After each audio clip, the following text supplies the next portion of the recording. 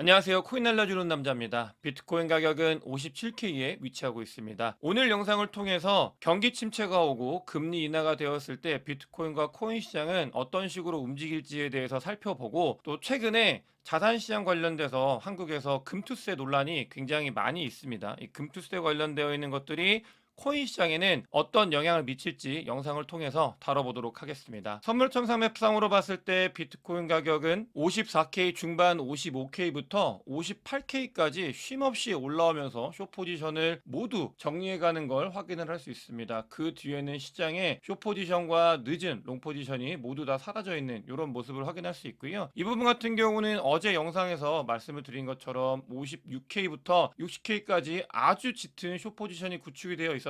이 부분이 어떻게 될지 지켜보자라고 말씀을 드렸는데, 세력들 같은 경우는 단기적으로 이 부분을 먹기 위해서 비트코인을 조금 올린 모습을 확인을 할 수 있습니다. 이걸 또 명확하게 볼 수 있는 자료가 있는데, 이 부분은 비트코인 관련돼서 굉장히 고배율 롱 포지션을 구축을 하고 고배율 숏 포지션을 구축하고 있는 히트맵인데요. 보시게 되면은 여기서 숏 포지션이 아주 많이 고배율 숏 포지션이 늘어나고 있던 걸 확인할 수 있습니다. 세력들 같은 경우는 너무나 단기적으로 잠깐 올리는 건 쉬운 일이기 때문에 이 부분들 모두 다 정리하고 또 청소를 한 다음에 그 뒤에 이야기를 만들어가고 있다라고 보시면 되겠습니다. 제가 선물성 산맵을 자주 말씀을 드리고 여러분들께 단기적인 뷰에 대해서 이야기를 드리는 이유는 두 가지가 있습니다. 일단 단기적인 뷰를 봤을 때 현물보다 선물이 월등히 많은 거래 볼륨량이 있기 때문에 이 부분을 봐서 이 움직임에 대해서 우리가 볼 수 있는 게 첫 번째고요. 두 번째 같은 경우는 이 고배율 같은 경우는 롱이든 숏이든 여러분들이 하지 않았으면 하는 바람이 있습니다. 고배율 롱 포지션, 숏 포지션은 이미 너무나 많은 툴들이 어디에 위치하고 있는지를 다 알 수 있기 때문에, 그러니까 정말 세력들은 다 본 상태에서 이런 부분들을 가져가기 때문에 여러분들께서 선물을 하시더라도 뭔가 방향성이 완벽하게 나온, 그러니까 추세가 올라가는 거든 내려가든 거든 완벽하게 나온 자리에서 그러니까 선물을 하시는 게 낫지 않을까 차원에서 말씀을 드리고 있고요. 비트코인 가격이 올라가는 이 부분 같은 경우는 55K에서 58K까지 뭐 일부 급등이라고 볼 수 있는 상승이 있었는데, 이번 같은 경우는 미국에서 비트코인을 사줬기 때문에 올라간 거라고 보시면 되겠습니다. 미국에서 비트코인을 팔면 마이너스 프리미엄이 발생을 하고요. 미국에서 비트코인을 사면 플러스 프리미엄이 발생을 하고 있는데, 그러니까 비트코인이 일부 상승을 한 거는 미국에서 계속 팔다가 잠깐 사줘가지고 약간 반등이 있었다 볼 수 있겠습니다. 한국 같은 경우는 김치 프리미엄이 아직도 0%대에 있기 때문에 한국에 있는 매수 파워는 비트코인과 코인 시장에 영향을 미치지 않고 있는 상태고, 미국에 의한 비트코인의 가격 등락이 계속 이어지고 있다 해석할 수 있습니다. 오더북상으로 봤을 때도 이 부분이 중요합니다. 여러분들, 비트코인 가격은 박스권에서 있다고 말씀을 드렸잖아요. 왜 중요하냐? 박스권에 있고 비트코인이 일부 상승을 하니까 보시게 되면 이 펀딩피 자체가 음수로 전환이 된 걸 확인할 수 있습니다. 이 음수로 전환이 됐다라는 말은 시장에 있는 리테일들, 플레이어들이 비트코인의 숏 포지션을 구축을 하고 있다라는 말과 같고, 그러니까 일부 올랐기 때문에 하락을 할 거다라고 하면서 숏을 바라보고 있는 사람들이 늘어나고 있는 그런 상황이고요. 실제로 OI가 급등을 하고 있기 때문에 숏에 베팅을 하는 사람들이 증가하고 있다라는 걸 자료를 통해서 확인이 가능하고, 다만 한 가지 더 바를 수 있는 중요한 자료 지표가 뭐냐면, 오더북상에 점점 비트코인 관련되어 있는 매수벽이 촘촘해지고 있다, 의미 있는 변화가 조금씩은 발생을 하고 있다라는 걸 인지를 해야 되겠고, 이 OI의 변화 같은 경우는 보시면 계속 올라가고 있기 때문에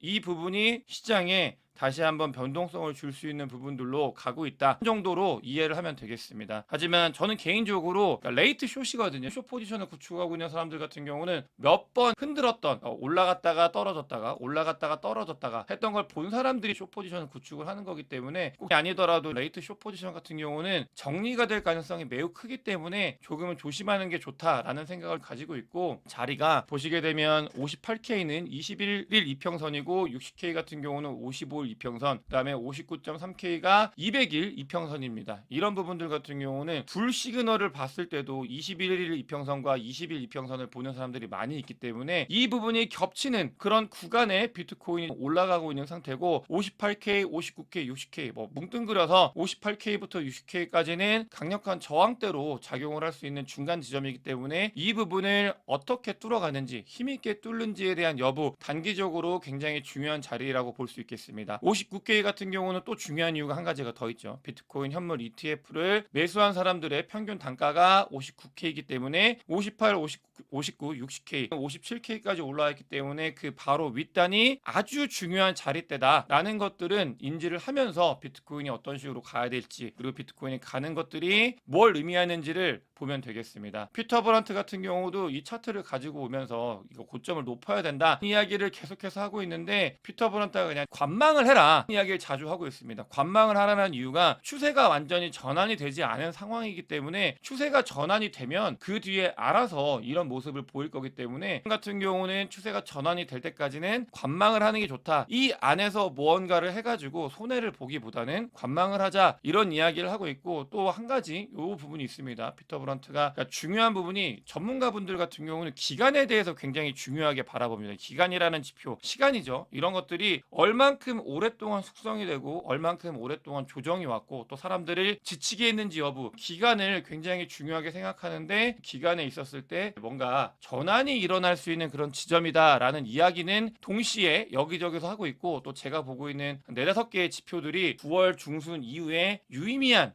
뭔가가 발생을 할 수 있다는 것들이 겹치는 구간이긴 합니다. 그렇기 때문에 추석 이후 너무나 중요한 구간이고요.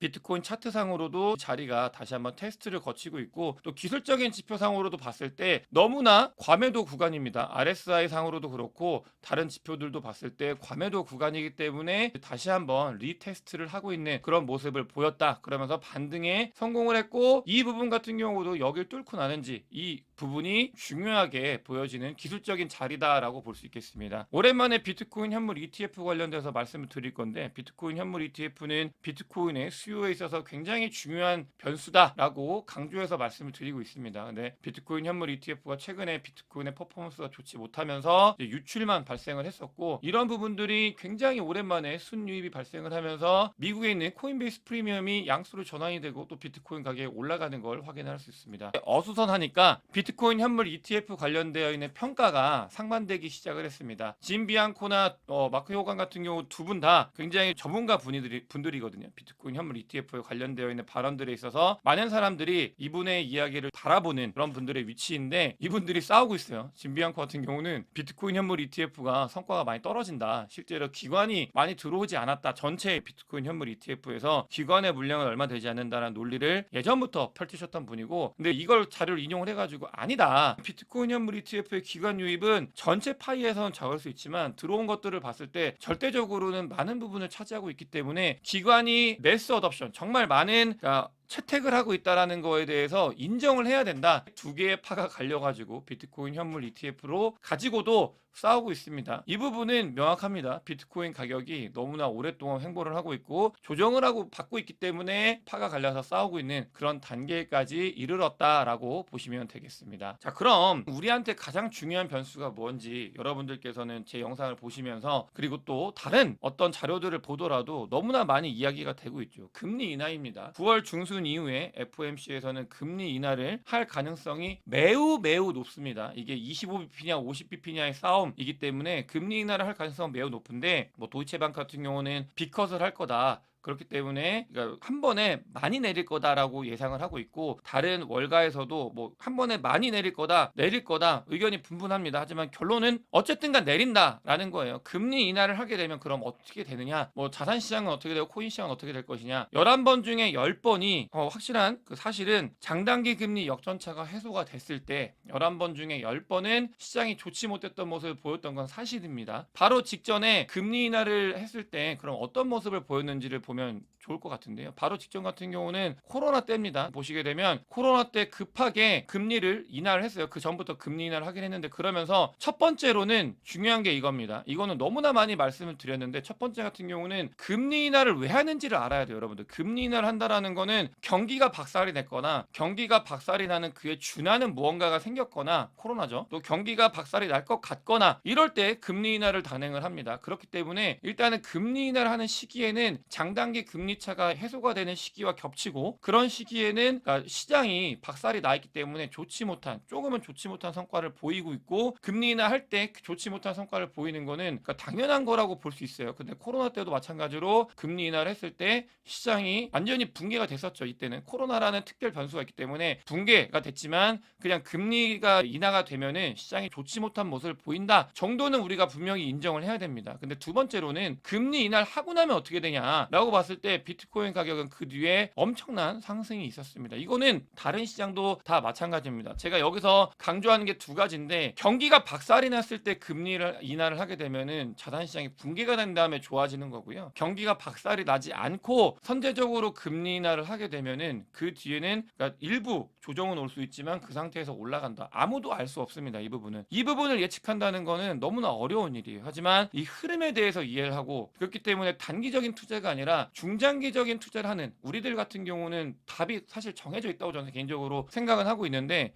여러분들은 이런 부분들을 어떻게 판단할지는 잘 모르겠습니다. 하지만 저는 여기에 베팅을 하고 있는 사람이고요. 또 그렇기 때문에 오늘 또 중요한 CPI 발표가 있습니다. 물론 CPI 같은 경우는 2%대 가속화가 될 거예요. 이 CPI가 2%대 가속화가 된다라는 건 디스인플레이션, 인플레이션이 꺾인다라는 게 명확하게 징후가 나타나게 될 거고 금리 인하의 명분을 주게 될 거고 근데 인플레이션이 너무나 많이 꺾이게 되면 금리 인하의 명분을 넘어가지고 경기 침체가 될 수 있다는 그런 소식이 전해질 수도 있기 때문에 중요한 자리고요. 그렇기 때문에 이 금리 인하 시기에 어떤 식의 움직임을 보일지 우리가 한번 잠깐 살펴봤다. 라고 보시면 되겠고요. 중요한 부분은 금리 인하가 진행이 되기 전부터 이미 미국을 제외한 다른 나라들 금리 인하를 하고 있어가지고 글로벌 유동성이 팽창을 하고 있습니다. 글로벌 유동성이 증가하고 있다는 말은 비트코인의 사이클상으로 봤을 때 언제나 긍정적으로 작용을 했었던 부분이기 때문에 이 부분이 어떻게 변화할지에 대해서 우리는 중장기 베팅을 하시는 분들이라고 하면은 볼 수 있고요.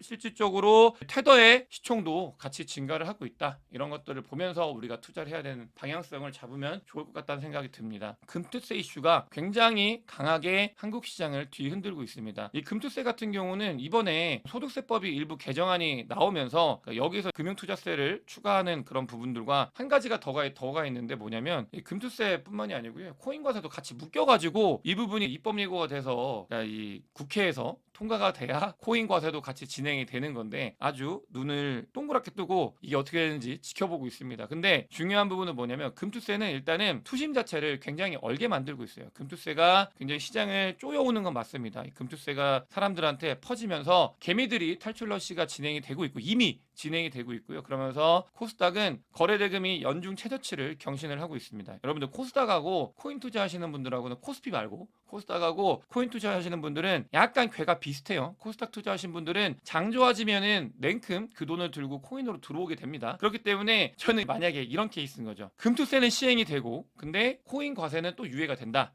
라는 베스트 케이스가 진행이 되면 그때는 이 코인에 있던 돈들이 코스닥에 있던 돈들이 코인으로 넘어올 가능성이 매우 높습니다. 근데 아마 그렇게 안 되겠죠. 왜냐면 이런 걸 알기 때문에 이 돈이 다 부동산으로 가게끔 하려고 이 금투세가 계속 논의가 되고 있고 진행이 되고 있는 거잖아요. 그렇기 때문에 이 돈을 계속 부동산으로 밀어 넣으려고 하고 있는 거기 때문에 아마 코인 과세도 이렇게 되면 금투세가 진행이 된다고 하면 코인 과세 유예도 안 되지 않을까라는 생각을 가지고 있는데 어찌됐든 간에 베스트 시나리오는 금투세는 만약에 이제 진행이 된다고 하면 코인 쪽에는 긍정적으로 작용할 수 있는 부분이 분명히 있습니다. 돈들이 들어오는 거기 때문에 플레이어들이 겹치는 그런 시장이기 때문에 이 부분에 대해서 우리 모두 아주 촉각을 곤두세우고 어떻게 되는지를 지켜봐야 된다라는 말씀을 드리고 싶습니다. 요 며칠 동안 비트코인도 올라가긴 올라갔는데 알트코인들이 어떻게 보면 약간 저점 다지는 것처럼 그런 모습을 보이고 있습니다. 저점을 다지면서 조금씩 살아나고 있는 모습을 보이고 있는데 알트코인들은 아직도 굉장히 저점이기 때문에 시기에 급하게 아니고 천천하게 긴 호흡으로 알트코인들도 포트폴리오에 일부 담는 그런 현명함이 필요한 시기지 않을까라는 생각을 가지게 되고요.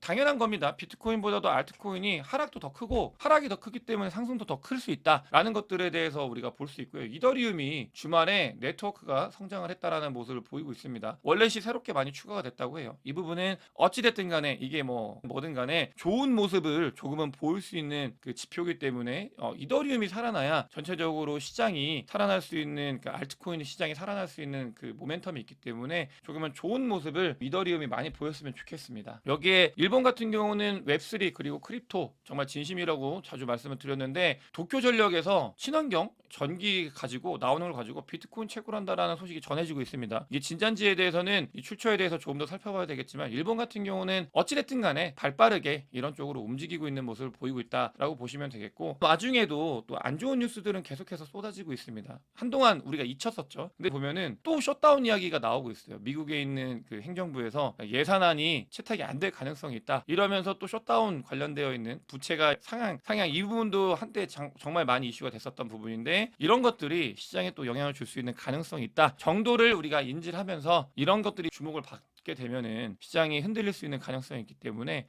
이 변수가 존재하고 있구나 정도는 이해를 하면서 우리가 시장에 참여를 해야 되겠습니다. 오늘 영상이 도움이 되셨으면 구독과 좋아요, 많은 공유, 댓글 그리고 큰 관심 부탁드리겠습니다. 영상 봐주셔서 대단히 감사합니다.